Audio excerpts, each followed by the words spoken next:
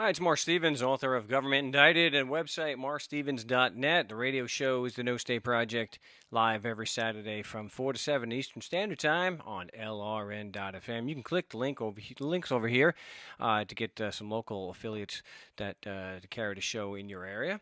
And I want to talk about this latest call of shame. I posted this a few days, about a week ago, but I wanted to get a screen video of this. One of the stupidest things that I've ever had said to me. Now, I know the agent on the phone is just a low-level employee for the Internal Revenue Service. It's not actually this guy who's the Commissioner of Internal Revenue, but it still fit. And since I'm never going to get a copy of a picture, and since he's acting on this guy's behalf, but asking for evidence, and he snaps back at me, "Do you? How?"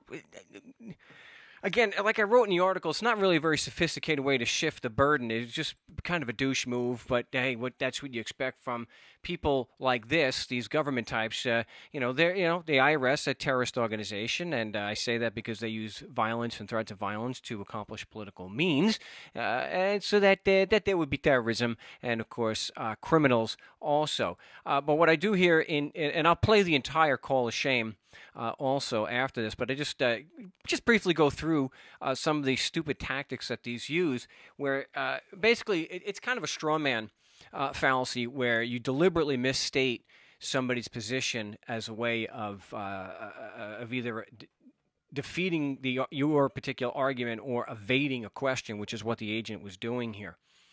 And it's just ridiculous. You're saying that he doesn't have to file or pay taxes because it only like corporations that are supposed to be assessed a tax or something like that?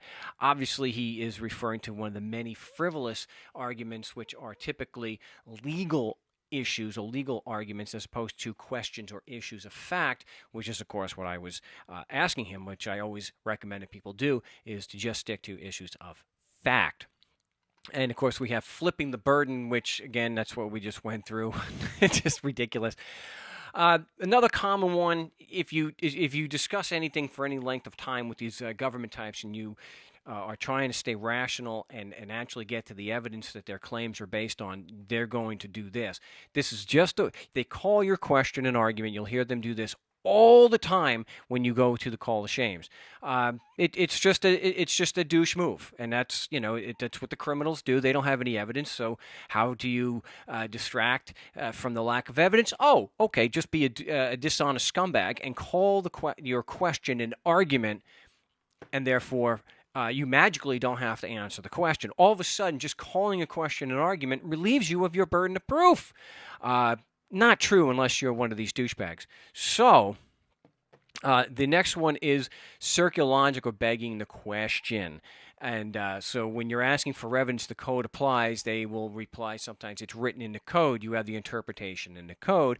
And all they're really saying here, and we have evidence where they're saying this dozens and dozens of times, it's circular logic, that the code applies because the code says so. And basically what they're saying is that words or rules written by the government types, these criminals, that they're magical. They're magic. We wrote it down. We said it applies. And for no other reason, they apply.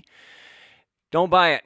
Stick to your questioning and just point out. And you can ask them the question. Wouldn't that be circular logic to say it applies because it says it applies? Wouldn't it? It's begging the question.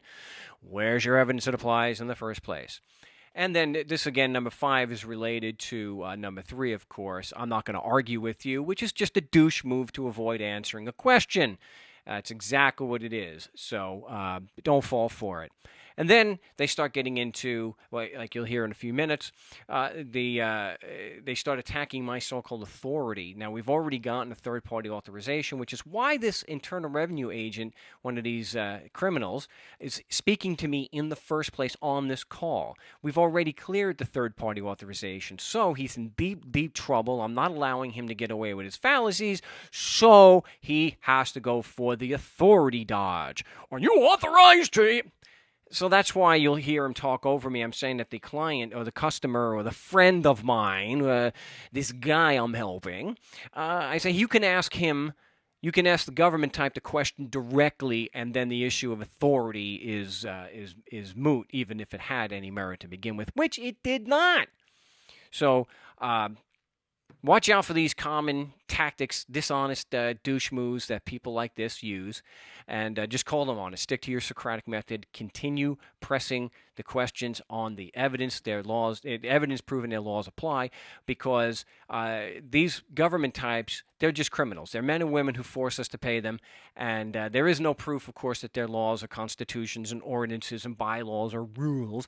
No evidence they apply to anyone, and this particular call is just one of many objective examples and of evidence that we have to prove that. If you disagree and you think that there is evidence proving the Constitution and laws apply to us because we're physically in North America or physically in Canada, wherever it happens to be, then please feel free to call into a live broadcast of the No State Project and present your evidence. I would love to hear it. We can also record a show. So looking forward to hearing from that, though I will not be holding my breath because we know there is no evidence. But I'm more than willing to give you the opportunity to present what you think is evidence. Again, my name is Marc Stevens. No State Project live every Saturday from 4 to 7 Eastern Standard Time. We may not return a phone call. That's not what we do here. That's not why. It's just at the time it comes to us, the taxpayers had many notices that have been issued. And our problem is, well, what hasn't been rectified? Okay. And that's from your side. Your company, your agency is not responding. You're not picking up the call. You're not responding to the letters. Your computer just goes on. Let me ask you this. Why does the taxpayer owe year after year? Well, you see, that's part of the problem. His name is...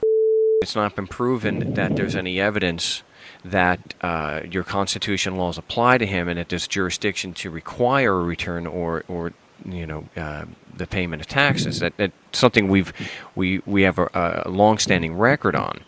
You guys assume that because he's physically in California that your laws apply to him, and we want evidence to show that that's true, and no one's able to provide that.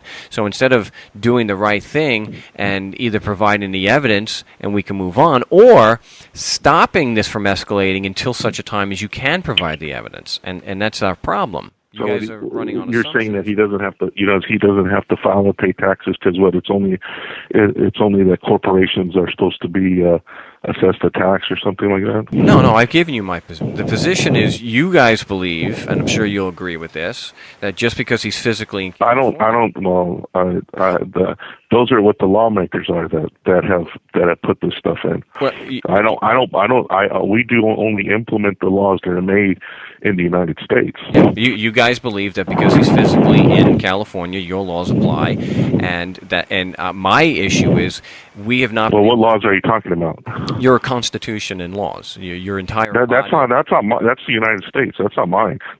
That's the United States. That's if you live here, you follow the laws. If you live in a different country, you follow their laws, right? If you don't like it if you don't like how the laws are written here, you don't live here. You see, perfectly. Yeah. That's what I'm saying. I understand. Right? You choose to go live in a different country, you follow their laws. You go live in a different country like the Philippines, and you get double tax, triple tax. Yeah. You don't like it, you go to jail over there. Well, yeah, I know. If you don't want to pay me, I understand how Paulie works. But those are we just implement the laws. I mean, those are laws set by the United States and the Congress. You don't like it, then you don't live here. There's a simple resolution. No, my question You can't have the benefits of both. You can't have the benefits of both. You can't say, well, I want to live here in benefits of not following the laws. It's wrong. You get the benefit completely wrong. Of Al Capone's alcohol, or you. My question though is, since you seem to agree that just because he lives in California, the Constitution laws apply. Do you have any proof that that's true? Do you? I'm not the one making the argument. You just did. I'm just following the law. You said if you live here, and I understand that's your argument. Do you have your? No, I've said if you live in the United States, you follow the law. Not just if you live in California. If you live in, just like, hey, can you you follow the law? Do you run red lights? The question is. That's the law. What right? evidence that's do you have just because he's physically here in the U.S. that the Constitution laws apply to him? That's something you'd have to raise further and further, but it's an argument that's never going to get. It's not an argument. I've been doing this a long time. If the taxpayer's on the line, it's an argument he's not going to ever win, and Felix? I've seen it. I've seen it happen. I asked you a question. Don't insult us by reframing it and saying it's an argument. Yes or no to a question, not an argument. Do you have any evidence to show that just because he's physically in the U.S. that the Constitution laws apply to him? That we have the code. We have to look at the tax code. And I'm sure there's something in there that says the Secretary Treasurer and all. It's all interpretation. No, that's an issue of law that you're talking about. I'm talking about an issue of fact. Your argument is that if he lives or if he's physically in the U.S., your Constitution laws apply. Now, yes or no only, do you have any evidence to show that that claim is true?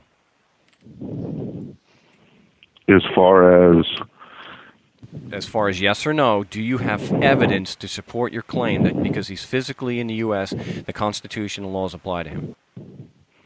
Well, it's written in the code. You have the interpretation of the code. You're not answering the question. Is it your position that the code? I'm not gonna argue with you because I've went through all this kind of stuff. I mean, you're not even representing the taxpayer. I mean, you have to. Yeah. You're avoiding the question. No one's arguing. Well, because you're not even an enrolled agent. What is that? What authority do you have? Wait. Let me ask you this: do you have authority to represent the taxpayer? Yes or no? Ask him the question directly. So I'm asking you a question now. Do you have Can you represent the taxpayer? Yes or no? Well, one, I'm working with someone named, and it's irrelevant to. No, but I just want to ask your question because see, you're not. Can you answer my question first? Answer my question, or I'll have.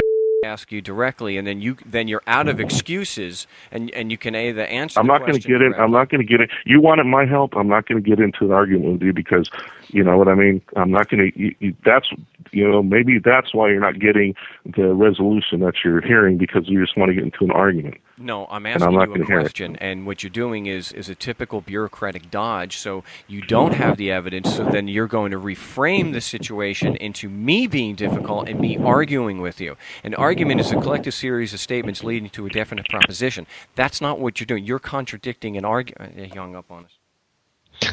Wow.